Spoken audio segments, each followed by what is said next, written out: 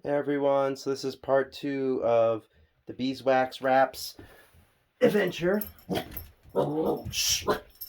And so I have the other one in the oven, and I kind of just been messing with these ones because this one I didn't paint as much as the first set I made, which made them really globby. And the second set, they're really, really thin now. So you can have a problem with either or. So it's kind of somewhere in the middle. So this is about what they should look like coming out of the oven.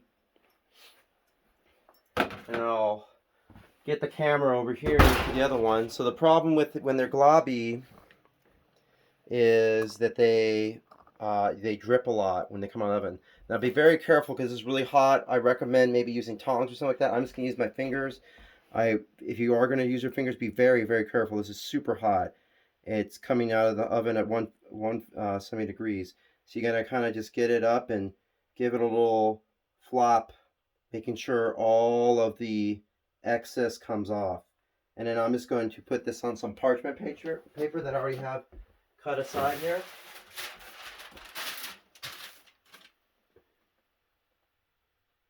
So I'm going to throw one down on the parchment paper, and then I'm going to stick another parchment paper on top of that one,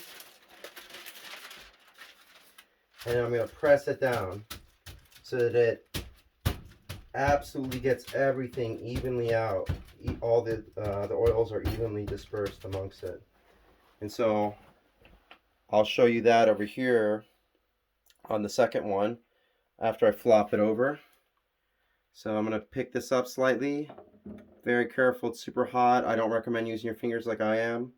I have really high heat tolerance, so I can do that.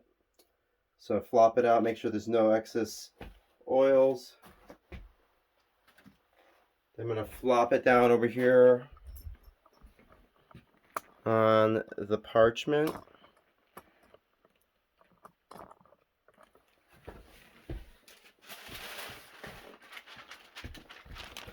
Set a second set of parchment on top and just create like these sandwich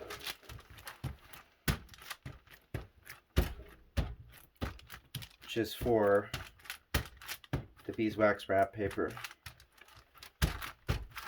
And I have one more in the oven that I gotta take out. So let me get this other one out of the way. And we're gonna pull the other one, last one out.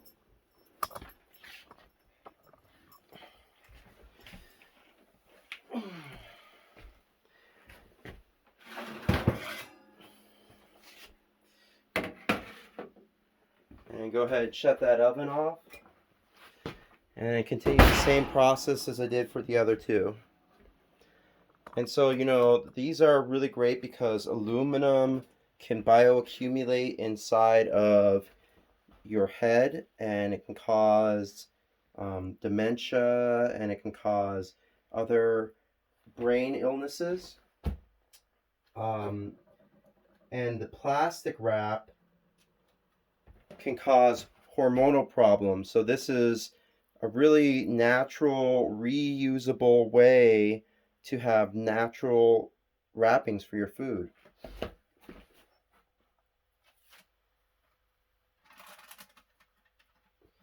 And so I think the original one I did should be cool enough that I can show you how they work.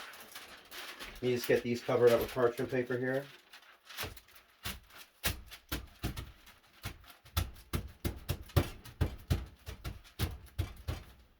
So move these out of the way, and I'll show you.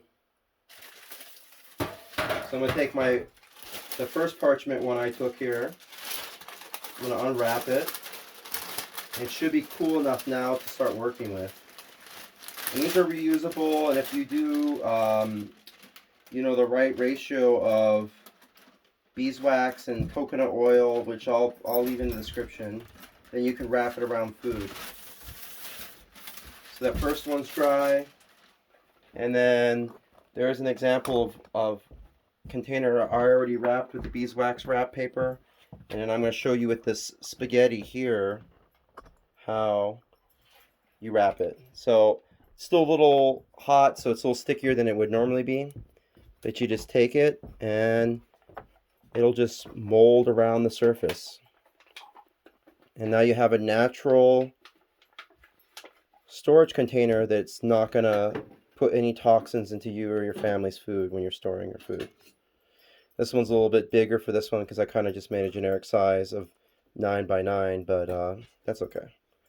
And so the ratio for this is I did about 20% coconut oil, about I did 1 pound bag of resin, 1 pound bag of beeswax, and I got them off Amazon. I got organic or natural as I could find, and then the coconut oil is also organic.